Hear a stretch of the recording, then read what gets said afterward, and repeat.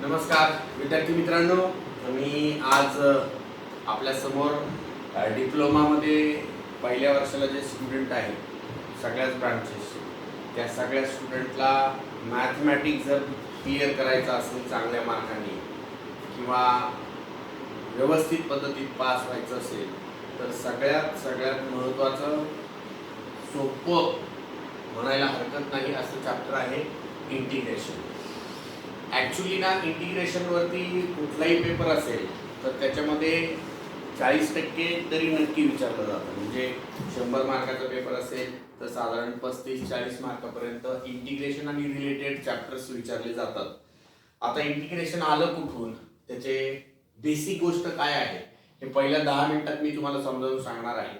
कारण हे जोपर्यंत तुम्ही इंटिग्रेशनचा अभ्यास करत आहात तोपर्यंत फार फार फार महत्त्वाचं आहे. मी युवराज कराड गुरुकुल इंजिनिअरिंग क्लासेसमध्ये मागच्या 14 वर्षापासून मॅथमॅटिक्स शिकवत आहे आणि 100% आपल्या सगळ्यांना या लेक्चरचा फायदाच होणार आहे. आणि असे मल्टिपल लेक्चर्स येतील तर प्लीज तुम्ही एक काम करा, आपला जो चॅनल आहे या चॅनलला सगळ्यात पहिले सबस्क्राईब करा आणि त्याच्या बाजूला बेल आयकॉन असतं त्याच्यावरती क्लिक करून टाका. म्हणजे आपले नवीन नवीन व्हिडिओज येतील तर तुमच्यापर्यंत ते नेहमीच पोहोचत राहतील. असो, इंटिग्रेशन म्हणजे काय, चला सुरू करूया बाळांनो. इंटिग्रेशन, त्याच्यानंतर डिफरन्शियल इक्वेशन, असे 2 लागोपाठ टॉपिक असतात. ऍक्च्युली कंटेंट जर क्लिअर करायचे म्हटले ना, इंटिग्रेशन त्याच्यातला पहिला टाइप त्याचा indefinite integration, definite integration, application of integration आणि डिफरन्शियल इक्वेशन, असे 4 चॅप्टर मिळून टोटल इंटिग्रेशन पूर्ण होत असतं. थोडंसं लक्षात घ्या. आणि त्या 4ही चॅप्टरला जर क्लिअर करायचं असेल तर आजचं हे सुरुवातीचं लेक्चर फार महत्त्वाचं आहे. इंटिग्रेशन म्हणजे काय आपण सुरुवातीला जाऊया आणि मग सांगतो की काय इंटिग्रेशन म्हणजे काय. माहिती का, माझ्या म्हणण्याप्रमाणे साधा सोपा अर्थ काय, टू इंटिग्रेट. इंटिग्रेट करा म्हणजे काय करा माहिती का, थोडंसं जास्त करा, मॅक्सिमम करा, आहे त्यापेक्षा व्हॅल्यू वाढवा. सोप्या भाषेत डेफिनेशन लिहिलेली आहे मी इथे. काय इंटिग्रेशन म्हणजे टू मॅक्सिमाइज, एखाद्या गोष्टीची किंमत वाढवणे म्हणजे इंटिग्रेशन. पण मग हे आपली डेफिनेशन झाली, बरोबर. नेमकी लॉजिकल किंवा टेक्निकल डेफिनेशन जर माहिती करून घ्यायची असेल तुम्हाला तर इंटिग्रेशन हे डेरिव्हेटिव्हच्या अपोजिट असतं, उलट. डेरिव्हेटिव्हच्या उलट कोण, इंटिग्रेशन. म्हणजे कसं, तुम्हाला माहिती असेल साइनचं डेरिव्हेटिव्ह काय येतं, कॉस, बरोबर. मग कॉसचं इंटिग्रेशन काय येणार, साइन. एकदम सेम. लॉग एक्सचं डेरिव्हेटिव्ह किती येतं, 1/x. मग 1/x चं इंटिग्रेशन किती येणार, लॉग एक्स येणार. अगदी बरोबर. तसंच आपल्याला लक्षात ठेवायचं आहे. आणि त्याच पद्धतीत आपण याची डेफिनेशन लिहिली, अपोजिट टू डेरिव्हेटिव्ह. म्हणजे इंटिग्रेशन वेगळं काही नाही. इंटिग्रेशनचा प्रत्येक फॉर्म्युला कुठून आला तर तो डेरिव्हेटिव्ह वरून आलेला आहे.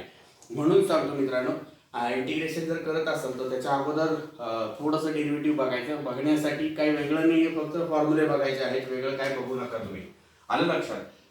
कारण डेरिव्हेटिव्हचे थोडेसे रूल वेगळे आहेत, याचे वेगळे, पण फॉर्म्युले मात्र नक्की बघा. डेरिव्हेटिव्ह उलट केलं तर इंटिग्रेशन मिळेल अपोजिट टू डेरिव्हेटिव्ह, म्हणजेच अपोजिट टू म्हणजे anti derivative as it is. सोप्या भाषेत डेफिनेशन सांगितली, डेरिव्हेटिव्हच्या उलट म्हणजे इंटिग्रेशन. कसं, मॅथमॅटिकली बघूया चला. डेरिव्हेटिव्ह म्हणजे काय माहिती का, समजा कॅपिटल एफ ऑफ एक्स आहे, त्याला डिफरन्शिएट केलं.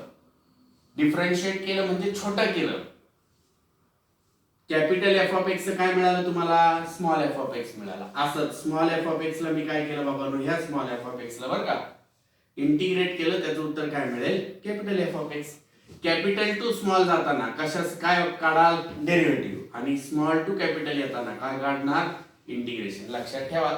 तुम्ही नीट बघा, इंटिग्रेशन स्मॉलचं काढलं एफ ऑफ एक्स, हे एकाच वेळी लक्षात ठेवा बरं का. मी पुन्हा सांगतोय, डेरिव्हेटिव्ह काढलं कॅपिटल एफ ऑफ एक्स, किती आलं, स्मॉल एफ ऑफ एक्स. मग small F of x integration किती येणार, कॅपिटल एफ ऑफ एक्स. कारण अँटी डेरिव्हेटिव्ह, डेरिव्हेटिव्हच्या उलट आहे त्या नियमाने. ऐका ना, small F of x integration मिळालं किती, कॅपिटल एफ ऑफ एक्स. शेवटी काय लिहिलं बघितलं का तुम्ही, मी इथे काय लिहिलंय, सी. हा का लिहितात, एक तर सगळ्यात पहिली गोष्ट सी ला म्हणतात कॉन्स्टंट ऑफ इंटिग्रेशन. काय म्हणायचं त्याला, कॉन्स्टंट ऑफ इंटिग्रेशन. आणि जेव्हा कधी इंटिग्रेशन काढाल ना त्याच्यानंतर तो सी लिहिणं गरजेचं असतं, कारण आहे त्याला. इथे नीट बघाल तुम्ही, इंटिग्रेशनचे टाइप किती आहेत. इंटिग्रेशनचे 2 टाइप आहेत. पहिला इनडिफायनाइट इंटिग्रेशन, दुसरा डिफायनाइट इंटिग्रेशन. आता इनडिफायनाइट म्हणजे काय, डिफाइन करता येत नाही असा, बरोबर. म्हणून small F of x integration capital F of x येतं आणि त्याला डिफाइन करता येत नाहीये. मला एक सांगा, जी गोष्ट डिफाईन करता येत नाही ती आन्सर होऊ शकते का? अजिबात नाही. नीट आहे का? जी गोष्ट डिफाईन करता येत नाही ती आपला आन्सर होऊ शकत नाही. मग ती डिफाईन करण्यासाठी, व्हॅलिड करण्यासाठी इनडिफायनाईटचं इंटिग्रेशन, इनडिफायनाईट आलं आणि ती व्हॅलिड करायची, डिफाईन करायची, म्हणून आपल्याला काय ऍड करावं लागतं? प्रत्येक इंटिग्रेशनच्या शेवटी सी ऍड करावं लागतं. म्हणजे इंटिग्रेशन काढलं ना, शेवटचं उत्तर फॉर्म्युला वापरला ना की प्लस सी लिहायचा. थोडक्यात सांगतो, प्रश्न एक्स मध्ये उत्तर एक्स मध्ये आलं तर त्यावेळी तुम्हाला किती लिहिणं आलं? सी लिहिणं आलं. आणि हा सी कोण असतो? कॉन्स्टंट ऑफ इंटिग्रेशन असतो. माझा पुढचा पॉईंट बघा, दुसरा टाइप आहे डिफायनाईट इंटिग्रेशन. डिफायनाईट इंटिग्रेशन म्हणजे काय? असं इंटिग्रेशन ज्याला काय असतं, नीट बघा, हा सिम्बॉल आहे. सिम्बॉल म्हणजे काय?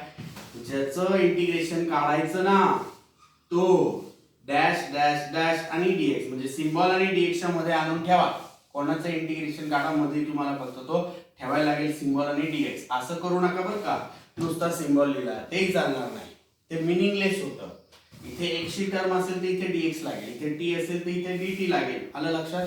त्याप्रमाणे काळजीपूर्वक बघा, हे फार फार फार महत्वाचं आहे. ऐका, ज्या इंटिग्रेशनला लिमिट नसतं ते इनडिफायनाईट, जे डिफाईन करण्यासाठी प्लस सी ऍड करावं लागतं उत्तरानंतर. डिफायनाईट इंटिग्रेशन जे डिफाईन करता येतं. डिफाईन करणे म्हणजे काय? ज्याचं उत्तर सांगता येतं. सांगता येतं म्हणजे काय? ज्याचा आन्सर नंबर असेल, एक्स सोडून असेल. जर प्रश्न एक्स मध्ये असेल तर ए आणि बी हे त्याचे दोन लिमिट असतात, जे लिमिट आपल्याला अप्लाय करायला लागतात. बी ला अप्पर लिमिट म्हणतात, ए ला लोअर लिमिट म्हणतात. इथे लिहिलंय नीट बघा. हा पार्ट नंतर आहे, पहिले तुम्हाला काय बघायचं आहे? इनडिफायनाईट इंटिग्रेशन. सो सगळ्यात पहिले इनडिफायनाईट बघू. दोनच टाइप आहे, लिमिट नसलेला इनडिफायनाईट, ज्याला लिमिट आहे तो डिफायनाईट. संपलं. लिमिट नसलेल्याला इनडिफायनाईट म्हणायचं, जो डिफाईन करण्यासाठी सी ऍड करावा लागतो. इकडे सी ऍड करायची गरज नसते, इकडे सरळ हा ए आणि बी लिमिट अप्लाय करायचे असतात, जे आपण काय नंतर बघणार. बाळांनो, या इंटिग्रेशनचे फॉर्म्युले बघा. साधारण जर इंटिग्रेशन मध्ये तुम्ही मला विचारलं तर मी सांगेल का असे 24-25 फॉर्म्युले आहेत. त्यापैकी मी इथे 22 फॉर्म्युले लिहिलेत. या 22 फॉर्म्युल्याला नीट बघा. आता माझं हे सगळं झालं एक्सप्लेन करून की इमिडिएट याचा स्क्रीनशॉट काढून ठेवा, कारण मी फॉर्म्युले इथे सांगतोय. हे फॉर्म्युले घरी लिहून बघायचे. डायरेक्ट इंटिग्रेशनचे प्रॉब्लेम सोडवायला घेण्यापेक्षा पहिले तुम्हाला याची प्रॅक्टिस करायला लागेल. फॉर्म्युले लिहून बघा ना. कसं करायचं माहिती का? एक फॉर्म्युला 10 वेळा लिहायचा रोज. असं किती दिवस करा? अगदी 8-10-15 दिवस केलं तरी चालेल, 8-10 दिवस करा. पण मग हे कायमस्वरूपी लक्षात राहील. आणि त्याला जर किंमत आहे इंटिग्रेशनला 35 आणि 30 मार्कापर्यंत जर विचारलं जात असेल तर तुम्हाला हे 8-10 दिवस करायला हरकत नाही. ऍक्च्युली हे कराच, माझं अशी तुम्हाला विनंती. त्याच्याशिवाय प्रॉब्लेम सुटत नाहीत किंवा अडचण येते आले तर बेस्ट वे हे करून टाका. आणि एकदाच काम करायचं असतं. पहिले 2-4 दिवस फार त्रास होतो, नंतर आपोआप निम्मे पाठ होत झालेले असतात. आपण न बघताच लिहितो. कसं लिहायचं सांगतो.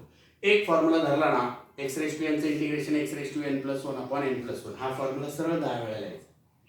तो झाला का 10 वेळा लिहून परत दुसरा घ्यायचा. E raise to x, e raise to x, e raise to x. याचं उत्तर काय येतं? E raise to x plus c, e raise to x plus c. असं लिहायचं 10 वेळा. असं सगळं लिहायचं. 10 दिवस करा, 100% सगळे फॉर्म्युले तुमचे पाठ होतील. बघा, ऐका मी सांगतो पटपट, जरा नीट बघा. X raise to n, x ची पॉवर काहीही असेल, काहीही बोललोय मी, प्लस मायनस रॅशनल कशी, हाच रूल वापरायचा. X raise to n plus 1 upon n plus 1 plus c. प्रश्न एक्स मध्ये, उत्तर एक्स मध्ये, इनडिफायनाईट इंटिग्रेशन आहे. उत्तराच्या शेवटी सी म्हणजे कॉन्स्टंट ऑफ इंटिग्रेशन ऍड करावा लागतो. नियम आहे, लक्षात ठेवा. E raise to x, e raise to x, a raise to x. हा ए म्हणजे नेहमी कोण असतो माहिती आहे ना, लक्षात ठेवा. हा अरिथमॅटिक म्हणजे नंबर असतो. नंबरच्या डोक्यावरती नंबरची पॉवर किती आली? एक्स आली. 3 raise to x, 2 raise to x, 5 raise to x. हा नंबर असतो, लक्षात ठेवा. प्रत्येक गोष्ट ज्याच्या त्याच्या ठिकाणी ठेवा. एक्स ची पॉवर नंबर, वरचा फॉर्म्युला. ई ची पॉवर एक्स, हा 2 नंबरचा. नंबरची पॉवर एक्स, मग हा 3 नंबरचा. काय आहे बघा, a raise to x upon log a plus c. जसं काय 2 रेस टू एक्स असेल तर कसं लिहिणार? 2 raise to x upon log 2 plus c. 1 upon x integration log x plus c. 1 चं इंटिग्रेशन किती येणार? X plus c. आता इथं बघा बरं का, 1 आहे किंवा नाही पण आहे. आलं लक्षात? त्यावेळी हा फॉर्म्युला लक्षात ठेवा. सिम्बॉल आणि डीएक्स म्हणजे काय असेल उत्तर? एक्स. हे सगळं डेरिव्हेटिव्ह वरून आलंय. आता कसं तुम्ही बघा, ई रेस टू एक्सचं डेरिव्हेटिव्ह किती असतं? E raise to x. मग ई रेस टू एक्सचं integration e raise to x असं. एक्सचं डेरिव्हेटिव्ह किती असतं मला सांगा. एक्सचं डेरिव्हेटिव्ह 1. अरे मग 1 चं इंटिग्रेशन किती, एक्स असं आलंय, सोपं. साइन एक्सचं डेरिव्हेटिव्ह कॉस, मग कॉसचं इंटिग्रेशन किती, साइन. साइनचं इंटिग्रेशन आता बघा हे सगळं साइनचं integration minus cos x, x square x tan x. कसं आलं, टॅनचं डेरिव्हेटिव्ह किती असतं, सेक स्क्वेअर एक्स. टॅनचं डेरिव्हेटिव्ह सेक स्क्वेअर एक्स, मग सेक स्क्वेअर एक्सचं इंटिग्रेशन टॅन एक्स. उलट करायचं आहे, वेगळं काही नाही. मी परत सांगतो, cosec square x same to same काय येणार, मायनस कॉट. आता हे कसं आलंय बघा, समजा आपण डेरिव्हेटिव्ह काढलं कोणाचं रे, कॉट एक्स. कॉट एक्सचं डेरिव्हेटिव्ह किती येतं मला सांगा, मायनस कोसेक स्क्वेअर एक्स येतो, बरोबर ना. तुम्ही काय करता, इंटिग्रेशन काढता. मग कोणाचं इंटिग्रेशन काढताय, कोसेक स्क्वेअर एक्सचं इंटिग्रेशन किती यायला पाहिजे, मायनस तर नाहीये ना, मग त्यावेळी तो इकडे टाकायचा. कोसेक स्क्वेअर एक्सचं इंटिग्रेशन किती आलं, मायनस कॉट एक्स. वेगळं काही नाही, तेवढं डोक्यात ठेवा. ओके. सो त्याप्रमाणे वरती पण बघा, सेक एक्स टॅन एक्सचं integration, sec x minus cosec x, sorry cosec x cot x किती आलं integration, minus cosec x tan x किती आलं. तर हे लक्षात ठेवा, तुम्हाला ह्या सगळ्यांमध्ये कॉसचं दिसलं, साइनचं दिसलं, हे सगळं सगळं सगळं दिसलं, पण तुम्हाला टॅनचं इंटिग्रेशन नाही दिसलं. बरेच लोक टॅनचं इंटिग्रेशन सेक स्क्वेअर सांगतात. अरे बाबा ते डेरिव्हेटिव्ह आहे, गडबड नाही करायची, थोडं डोकं शांत ठेवा. आणि मग हे होतं ना, म्हणूनच सांगतोय की ती प्रॅक्टिस केली पाहिजे. कळलं, टॅन एक्सचं, कॉट एक्सचं, सेक एक्सचं आणि कोसेक एक्स यांचं इंटिग्रेशन नाहीये, ते डायरेक्ट मी लिहिलेलं आहे. पण प्रत्येकाच्या सुरुवातीला काय बघितलं का तुम्ही, लॉग. टॅन एक्सचं लॉग सेक एक्स, कॉट एक्सचं लॉग साइन एक्स, सेक एक्सचं log sec x plus tan x, cosec एक्सचं log cosec x minus cot x. असं इन्व्हर्सचे बघा, हे नीट बघा, हे 4 फॉर्म्युले एकाच वेळी बघा. dx upon 1 plus x square म्हणजे 1 अपॉन 1 प्लस एक्स स्क्वेअर किती आलं उत्तर, tan inverse x plus c. Same to same खालचा आहे. 1 ऐवजी ए स्क्वेअर आला ना रे, मग 1 ऐवजी ए स्क्वेअर आला तर काय आहे वेगळं बघा जरा. dx upon a square plus x square म्हणजे 1 upon a tan inverse x upon a plus c. असं जर समजा a square minus x square असेल तर कसं लिहिणार बघा आता, 1 upon 2a log a plus x upon a minus x, dx upon x square minus a square म्हणजे 1 upon 2a log x minus a upon x plus a. मी कसं लक्षात ठेवलं बघा, ए म्हणजे नंबर आधीच सांगितलं, नंबर अगोदर आला 1 अपॉन 2a log, ए अगोदर आला म्हणजे ए आधीच लिहिणं आहे, पण ए आधी आला म्हणजे मी कसं लक्षात ठेवलंय, प्लस आधी. प्लस आधी म्हणजे प्लस न्यूमरेटरला म्हणजेच मायनस डिनॉमिनेटरला. असं काहीतरी लॉजिक लावून लक्षात ठेवा. ते सेम टू सेम खाली कसं आहे रीड बघा, dx upon x square upon x square 1 upon 2a 1 upon 2a सारखा लॉग तसंच एक्स आधी म्हणून एक्स आधी, बरोबर. पण a नंतर म्हणजेच प्लस नंतर, इथे कसं लक्षात ठेवलंय, ए आधी प्लस आधी, आधी म्हणजे न्यूमरेटर. असं इकडे काय रे बाबांनो, ए नंतर म्हणजेच प्लस नंतर, नंतर म्हणजे डिनॉमिनेटरला. आलं लक्षात. तर त्या केसमध्ये असे लक्षात ठेवा, हे कामाचे फॉर्म्युले आहेत, तो सोडून चालणार नाही, बऱ्याच वेळा वापरायला लागतात.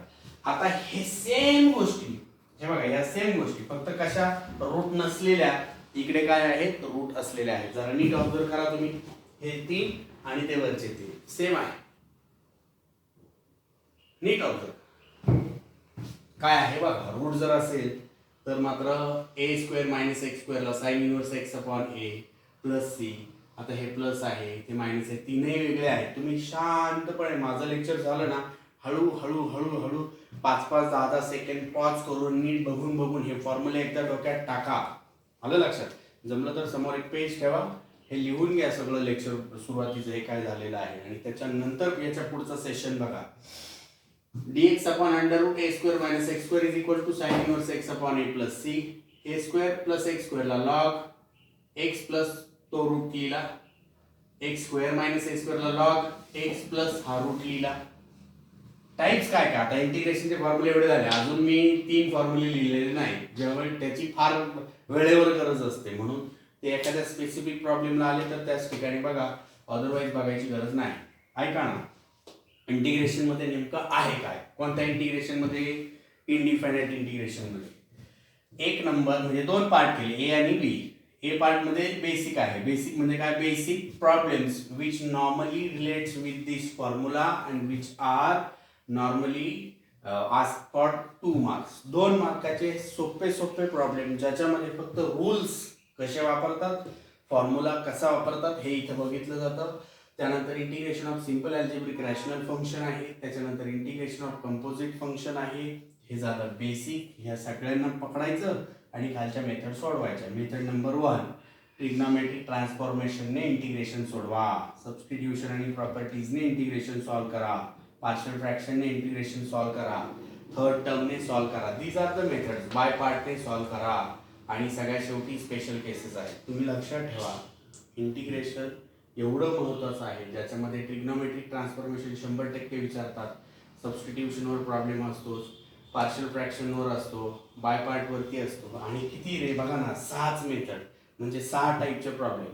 एक टाईपचे 5 प्रॉब्लेम जर केले ना तर आरामात लक्षात राहील 5 5 5 5 5 आणि 5 बरोबर आहे. खालच्याचे एक एक दोन दोन जरी केले तरी चालतंय, पण मोजून 30-35 प्रॉब्लेम करा ज्याच्यामध्ये इंटिग्रेशनचं एवढं भारी काम होईल आपलं आणि मार्क्स पण मिळतील आणि इझी पण होईल. मग एवढं डोक्यात ठेवा की मला आता इझी सिक्वेन्स सांगितली ना बाळांनो मी, की जर एखादं टेक्स्ट बुक असेल तर त्याच्यात खालीवर असते बरं का, म्हणजे हे टाईपवर तो टाईपवर तो टाईप खाली, पण त्याच्यातले कंटेंट्स मात्र हे एवढेच असणार आहे. एवढं डोक्यात ठेवा. आणि महत्त्वाचं आहे, मी आता थोडासा बाजूला होतो, तुम्ही पहिले इमिडिएट याचा स्क्रीनशॉट काढा रे बाबा, हे कायमस्वरूपी फॉर्मॅट तुमच्यापर्यंत ठेवा म्हणजे अडचण येणार नाही. बघा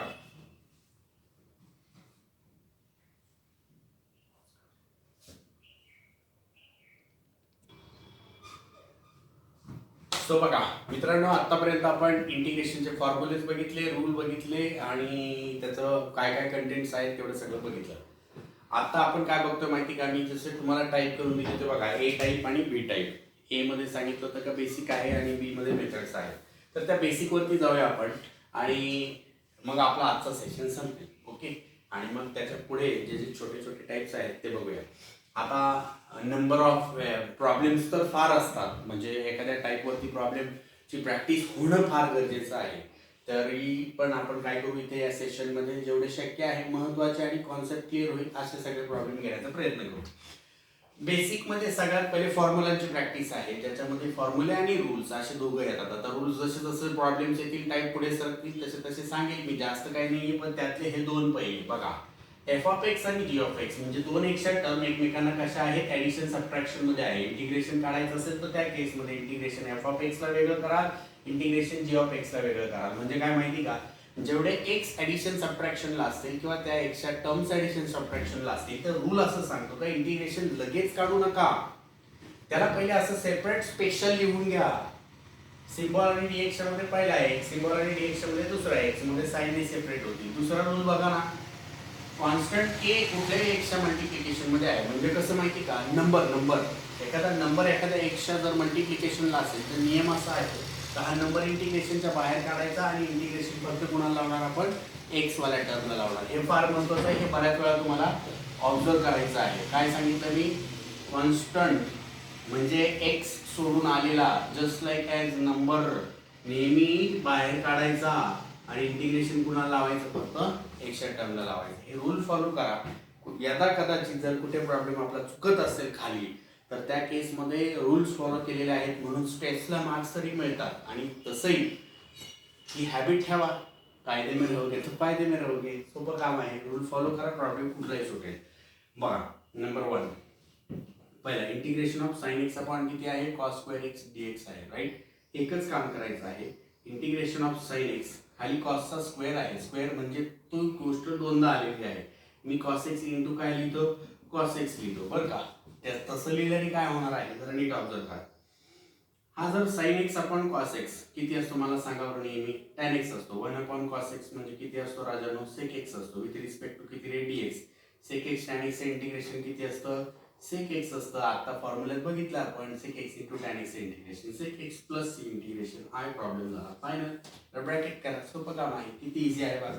इंटिग्रेशन मध्ये बऱ्याच वेळा ही स्टेप येते बरं का, वरती सिंगल पॉवर खाली डबल पॉवर, डबल पॉवर वाली टर्म दोनदा लिहायची आणि मग साइन कॉस टॅन म्हणायचं, 1 अपॉन कॉसला सेक म्हणायचं. इथे असे होऊ शकतं, वरती कॉस खाली साइन स्क्वेअर येऊ शकतो. त्यावेळी सेम करा, इथे कॉट आणि इथे कॉट आणि इथे कोसेक येईल, त्यावेळी इथे मायनस कोसेक वगैरे, ते प्रॅक्टिस करा पण नक्की. इकडे बघा जरा, हा दुसरा प्रॉब्लेम बरं करे. X minus two bracket square upon x, याला सोडवताना कसं करणार माहिती का, वरती न्यूमरेटरला a minus b bracket square करा. सोपा आहे. A minus b bracket square कसा असतो सांगा बरं जरा. A square minus two a b plus किती बी स्क्वेअर, त्या नियमाप्रमाणे याला सोडवा. ए आणि बी, ए म्हणजे कोण एक्सचा square minus twice a into b, x into two 2x plus किती बीचा स्क्वेअर, बीचा स्क्वेअर म्हणजे 2चा स्क्वेअर डिवायडेड बाय किती आहे राजानो एक्स. काहीच नाही केलं, वरचा स्क्वेअर मी ओपन केला आणि डिनॉमिनेटरला एक्स ॲज इट इज ठेवला. वरचा स्क्वेअर ए मायनस बी ब्रॅकेट स्क्वेअरने ओपन केलेला आहे.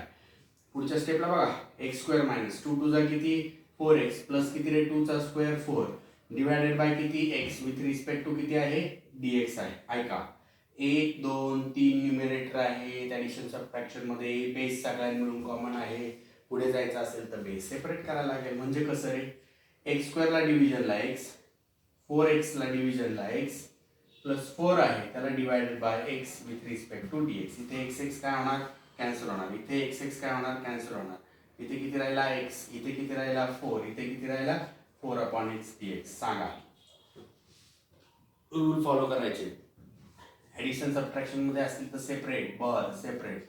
मायनस इथे पण 4 dx, इथे पण रे बाबांनो 4 अपॉन एक्स dx. नीट बघा बरं का, एक्स ॲज इट इज आहे, इथे कॉन्स्टंट हा बघा, रूल फॉलो करायला लागेल. कॉन्स्टंट बाहेर काढा, 4 बाहेर आला तर आतमध्ये dx, 4 बाहेर आला तिथे आतमध्ये 1 अपॉन एक्स dx. सरळ सरळ आन्सर लिहा. एक्सची पॉवर 1 आहे, एक्स रेस टू एनचं integration x raise to n plus 1 upon n plus 1 त्या रूलने जावा. एक्स रेस टू 1 प्लस 1 किती आला बाबांनो 2 divided by 2 minus 4 dx integration x plus 4 as it is 1 upon x किती आलं लॉग एक्स प्लस किती आहे सी. इंटिग्रेशन लिहायला लागेल शेवटी कॉन्स्टंट ऑफ इंटिग्रेशन सी लिहिणं गरजेचं आहे. सोपं आहे बघा, मस्त. स्क्वेअर ओपन करा, बेस सेपरेट करा, टर्म्स कॅन्सल करून टाका, रूल फॉलो करा, फॉर्म्युला रेडी. होय की नाही, फॉर्म्युले वापरून टाकायचं x raise to n dx 1 upon x, काम सोपं होऊन जाईल. असे बरेच सोपे सोपे सोपे सोपे प्रॉब्लेम आहेत. बघितलं फॉर्म्युले आपण एकदा, रूल बघितले, पटापट पटापट सुटते. आणि हे 4 वेळा सोडून बघा, सारखं सारखं एकच गोष्ट, त्याने कॉन्फिडन्स येतो. मॅथ्समध्ये फार महत्त्वाची गोष्ट आहे, एक म्हणजे प्रॅक्टिस आणि दुसरं म्हणजे कॉन्फिडन्स. या दोन्ही गोष्टी सोबतच लागतील. खूप जास्त प्रॅक्टिस केली, कॉन्फिडन्स नसला काहीच उपयोग नाही. नुसताच कॉन्फिडन्स असला तर तो ओव्हर कॉन्फिडन्स, तो प्रॅक्टिसमध्ये नाही असं म्हणता येईल. त्यावेळी आलं लक्षात, या दोन्ही गोष्टी फार गरजेच्या आहेत, डोक्यात ठेवा. आणि त्या कॉन्फिडन्स कसा मिळतो, सोपं प्रॅक्टिस. आलं लक्षात, प्रॅक्टिस करायची तर पहिले फॉर्म्युले, असं सिक्वेन्स आहे. फॉर्म्युलेची प्रॅक्टिस करा, सोप्या प्रॉब्लेमची प्रॅक्टिस करा, हळूहळू पुढे जा. आलं लक्षात. बघा, integration of simple algebraic rational function. पहिले तर ना हे समजावून घ्या, सिंपल अल्जेब्रिक रॅशनल फंक्शन म्हणजे काय. एक्स मध्ये असलेला ज्याची पॉवर 3 पेक्षा कमी आहे, एक्सच्या टर्म ज्याची पॉवर 3 पेक्षा कमी आहे त्या टर्मला काय म्हणतात सिंपल अल्जेब्रिक. रॅशनल म्हणजे डिवायडेशन, अपॉन असतं ना तसं. म्हणजे एक्सची पॉवर 3 पेक्षा कमी आहे अशा टर्म्सचं डिव्हिजन म्हणजे कोण झालं, सिंपल अल्जेब्रिक रॅशनल फंक्शन झालं. परत ऐका, एक्सची पॉवर 3 पेक्षा कमी आहे अशा टर्म्सचं रॅशनल म्हणजे डिव्हिजन असलेलं टर्म, मग त्याला म्हणणार सिंपल अल्जेब्रिक रॅशनल फंक्शन. म्हणजे कसं रे बाबा, आता मला एक सांग, x square upon x plus 2, x minus 3 upon x plus 1, x upon x plus 2, x square upon x minus 3, हे सगळं काय आहे बघा ना, एक्सच्या टर्म ज्याची पॉवर 3 पेक्षा कमी आहे आणि त्याचं डिव्हिजन आहे, या टर्मला काय म्हटलं जातं, simple algebraic rational function. Okay, problem घेतलेला आहे एक असा, तो सोडवतात कसं ते बघा. सगळे प्रॉब्लेम असे सोडवायचे याचे. त्याला ना एक छोटीशी मस्त प्रोसेस आहे जी इथे सांगतो बघा बरं कमी कोपऱ्यात. आता ही माझी प्रोसेस आहे, होय की नाही. 90% प्रॉब्लेमसाठी इम्प्लिमेंट होऊ शकते. कशी ते बघा. नंबर 1 काय सांगतो, असे प्रॉब्लेम असतील तर कसे सोडवतात. सगळ्यात पहिले ॲडजस्ट करायचा, कोण डिनॉमिनेटर कुठे ॲडजस्ट करायचा, टू द न्यूमरेटर. खाली जे दिसतंय ना ते वरती दिसलं पाहिजे. पहिली स्टेप झाली बरं का. म्हणजे खाली एक्स प्लस 3 आहे, वरती एक्स मायनस 2 ला म्हणा थांब बाबा तू थोडासा बाजूला, खालचा एक्स प्लस 3 वरती पण एक्स प्लस 3 दिसला पाहिजे. एक्स एक्स कॉमन आहे, मी काय करणार आता मला काय सांगितलं जरा बघा बरं, जरा डिनॉमिनेटर वरती दाखवा ना. अरे मग सोपा आहे ना, खाली जर +3 आहे तर वरती +3 दिसायला पाहिजे. तुम्हाला वरती ऍक्च्युली -2 आहे. हो, थोडासा बाजूला सरकवा त्याला. आपल्याला x+3 खाली ना तसा वरती दिसला पाहिजे आणि तो दाखवायचा असेल तर 3 गरजेचा आहे. पण अचानक मॅथ्स मध्ये हा कुठून आला, तर हा आला कसा, तर तो घ्यायचा आणि बाळांनो तो काय करायचा, कॅन्सल करायचा. अशा हिशोबात ठेवा. याने काय झालं बघा, ब्रॅकेट करतो बरं का रे मी. खाली x+3 येतं, वरती x+3 दिसायला लागला. x+3 उरलं काय नंबर्स बघा, -3 -2 किती आला रे, -5. याला ब्रॅकेट केलं प्रायोरिटी वरती, 1 2 दोघांना. आता बघा काय करायचं. असं झाल्यानंतर काय करायचं बाळांनो, सेपरेट करायचा. कोण, डिनॉमिनेटर कुणासारखा, ॲज पर न्यूमरेटर. वरच्यानुसार खालचा सेपरेट करायचा. म्हणजे कसं होईल हे, x+3 ला डिव्हिजन x+3 -5 ला डिवायडेड बाय x+3 केलं सेपरेट. पुढे काय असतं, पुढे बाबांनो कॅन्सलेशन होतं, टर्म्स कॅन्सल होतात. कोणत्या, कॉमन टर्म्स, सारख्या दिसणाऱ्या टर्म्स. हे बघा सारखं दिसतंय, काय झालं, कॅन्सल झालं. हो का नाही. मोस्ट ऑफ द प्रॉब्लेमला असंच आहे. राहिले काय मला सांगा, इथे किती राहिला 1 मायनस, इथे किती राहिला रे 5/x+3 with respect to dx लिहायचा राहिला बरं का, तो पण गरजेचा आहे. मला सांगा, रूल फॉलो करा राव. म्हणजे काय, 1 dx, 5 बाहेर निघाला, अंडर इंटिग्रेशन इथे किती राहिला रे dx/x+3. फायनली किती राहिला dx इंटिग्रेशन x -5 1/x ची टर्म आहे बरं का. कसं येणार, लॉग x+3 प्लस किती करायचं आपण, इंटिग्रेशन काढून झालं म्हणून c. झालं आपलं फायनल आन्सर. सोपं आहे का नाही, सोपं. काय सांगितलं मी सांगा, ऍडजस्ट डिनॉमिनेटर खाली जे दिसतंय ते वर दाखवा. पुढे काय बाबांनो, न्यूमरेटर नुसार बेस सेपरेट करा, अपोजिट टर्म कॅन्सल करा. पुढे काय बाबांनो, काय केलं आपण, separate and apply formula of integration. Separate करा आणि इंटिग्रेशनचा फॉर्म्युला लावा. बाकी काहीच नाही. 90% प्रॉब्लेम या 4 स्टेपमध्ये पासवायचे. सोपं काम होऊन जाईल. हे काय आहे, जेव्हा जेव्हा आपण पुढे पुढे मोठे मोठे प्रॉब्लेम सोडवतो ना, त्याच्यामध्ये येणाऱ्या मधल्या स्टेप्स आहेत ज्या का मी आधीच सांगतोय तुम्हाला, आणि त्या पण कंटेंट्समध्ये आधीच दिलेल्या आहे. हे लक्षात ठेवा, म्हणजे कुठलाही प्रॉब्लेम तुम्हाला त्या पद्धतीत सोडवता येईल. हे पुढे काय दिलेलं बघा बरं, बेसिक मध्ये 3 नंबरचा पॉईंट बरं का, इंटिग्रेशन ऑफ कंपोजिट फंक्शन. आता पहिले ना हे समजून घ्या, फंक्शन म्हणजे काय, ते कंपोजिट कधी असताना मग इंटिग्रेशन, असं इथून जाऊ उलट आपण. ओके, सगळ्यात पहिले फंक्शन म्हणजे काय. मला वाटतं हे चॅप्टर तुम्ही सुरुवातीला बघितलेलं आहे मॅथ्स मध्ये, नसल लक्षात तर मी अजूनही सांगतो. कुठलीही टर्म ज्याच्यात व्हेरिएबल आहे, व्हेरिएबल म्हणजे कोण, एक्स, वाय, टी एक्सेट्रा.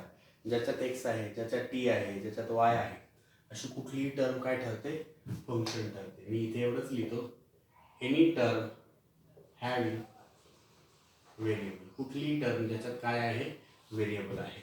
पुढचं रे बाबांनो, मग काय, याचे काय टाइप्स. मग एक्स आहे तर एक्स किती प्रकारे लिहितात माहिती तुम्हाला, फंक्शनचे टाइप्स. एक्स म्हणजे फंक्शन, तो किती प्रकारे लिहितात, हे झाले टाइप्स. सोपं सांगतो, एकदम सोपं माझ्या भाषेत. किती टाइप आहेत त्याची माहिती आहे, एका वर्डने लक्षात ठेवा बरं का. ते टाइप किती आहे, 5. LIATE. हा तर एक वर्ड तयार झाला, ज्याला आपण लाईट म्हणतो, LIAT. ज्यात एल म्हणजे कोण असतो माहिती आहे, एल म्हणजे असतो लॉगॅरिथमिक फंक्शन. आय कोण असतो माहिती आहे, इनव्हर्स ट्रिग्नॉमेट्रिक फंक्शन. ए कोण असतो, अल्जेब्रिक फंक्शन. टी कोण असतो, ट्रिग्नॉमेट्रिक फंक्शन. आणि शेवटचा ई कोण असेल, एक्सपोनेन्शियल फंक्शन. बरेच टाईप आहेत, त्यातले सोपे लाईट वर्डने लक्षात ठेवता येतील असे. लॉगॅरिथमिक कोणाला म्हणायचं, असा एक ज्याच्यात लॉग आहे. इन्व्हर्स कोणाला म्हणायचं, हे नाही का आपण म्हणतो sine inverse x, cos inverse x, tan inverse x, cot inverse x, sec inverse x, cosec inverse x. तसं अल्जेब्रिक म्हणजे काय माहिती का, any type of x. X कसा पण म्हणजे कसा, नॉर्मल एक्स, त्याची पॉवर प्लस येऊ दे, त्याची पॉवर मायनस येऊ द्या, तो रूट मध्ये येऊ द्या, त्याच्यासोबत कोणी मल्टिप्लिकेशनला, कोणी ॲडिशनला, कोणी सबट्रॅक्शनला, कोणत्याही प्रकारचा एक्स म्हटलं की अल्जेब्रिक म्हणायचं बरं का. त्याला अरिथमॅटिक पण म्हणू शकता तुम्ही, अरिथमॅटिक. ओके. शेवटचा आहे ट्रिग्नोमेट्रिक. ट्रिग्नोमेट्रिक म्हणजे कोण? साइन, कॉस, टॅन, कॉट, सेक, कोसेक असा. मी काय सांगतो माहिती ना, मी सांगतो तुम्हाला कंपोजिट फंक्शन म्हणजे काय. पहिले काय सांगितलं? फंक्शन ज्याच्यात व्हेरिएबल आहे त्याला फंक्शन म्हणा. ते किती टाईपने लिहितात? 5 टाईप. कसे लक्षात ठेवणार? वर्डने, LIATE, लाईट. एल म्हणजे लॉगॅरिथमिक, आय म्हणजे इनव्हर्स ट्रिग्नोमेट्रिक, ए म्हणजे अल्जेब्रिक, टी म्हणजे ट्रिग्नोमेट्रिक आणि ई म्हणजे एक्सपोनेन्शियल. असा e⁻x वाला. कळलं? याच्यामध्ये काय म्हणणं आहे नीट आहे का? These are the pure form of x. X लिहायचं असेल तर हे 5 प्युअर फॉर्म आहेत बाबा. या 5 पैकी कोणतेही 2 किंवा 2पेक्षा जास्त एकत्र आले ना तर नवीन तयार होणाऱ्या फंक्शनला काय म्हणतात? कंपोजिट फंक्शन म्हणतात. व्हेरिएबल असलेला फंक्शनचे आहेत 5 टाईप. 5 पैकी 2 किंवा 2पेक्षा जास्त एकत्र आली की तयार होणारं नवीन कंपोजिट फंक्शन असतं. म्हणून इथे खाली लिहितो, if 2 or more than 2 above function are comes in combination, then new function will be composite function. सोपं आहे. एक्झाम्पल सोपे. संपलंय बोर्ड सेशन पण संपतोय, थोडंसं लक्षात ठेवा. म्हणून एक्झाम्पल देणार बघा मी. कसं? 1/x+2² इथे काय सांगते? 1 अपॉन आला, 1 अपॉन आला म्हणजे कोण आहे? अल्जेब्रिक आहे. ओके. प्लस स्क्वेअर तो पण काय झाला? अल्जेब्रिक. म्हणजे सेम अल्जेब्रिक 2 वेळा आलं. 1 अपॉन पण आलं, पॉवरला पण आलं, असं सांगता येईल तुम्हाला. त्याच्यानंतर तुम्ही इथे म्हणाल साइन ऑफ e⁻x. इथे काय सांगाल? साइन आला ट्रिग्नोमेट्रिक. e⁻x म्हणजे कोण आहे? एक्सपोनेन्शियल. 2 एकत्र आले ना रे, मग हा कंपोजिट आहे ना, मी म्हणणंच ते आहे ना माझं. आलं लक्षात? आणखी काय सांगाल? 1 अपॉन √x. काय सांगाल? 1 अपॉन आला अल्जेब्रिक. हे बघा ना, कोणत्याही प्रकारचा एक्स. रूट आला त्याच्यात आहे अल्जेब्रिक. कळलं? सोपं काम.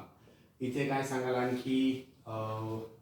Log of sine x. आता लॉग आला लॉगॅरिथमिक, साइन एक्स कोण आहे? ट्रिग्नोमेट्रिक. लॉग आला लॉगॅरिथमिक. असं असे खूप सारे लिहिता येतील. Are called as composite function. मुद्दा आता काय येतो? याचं इंटिग्रेशन कसे काढतात, बरोबर ना? आता त्याचं इंटिग्रेशन काढायचं असेल तर सोपं आहे. लक्षात ठेवा मी काय सांगतोय. एक एक्झाम्पल घेतो मी, त्याच्यावरून डोक्यात ठेवायचं. समजा मला इंटिग्रेशन काढायचं आहे